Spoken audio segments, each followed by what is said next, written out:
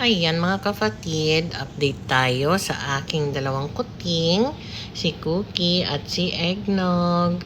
Ayan, binantayan ko talaga yung pupo nila kasi few days ago, medyo may konting blood and hindi buo yung kanilang pupo.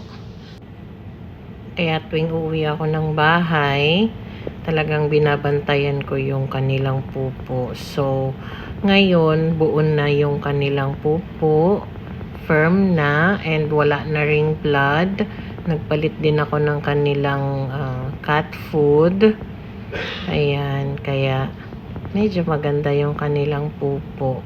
Ayan, nahihiya pa si Eggnog. Si Eggnog talaga ayaw talaga yun sa camera. Kaya tingnan mo, nilalayo niya talaga yung mukha niya.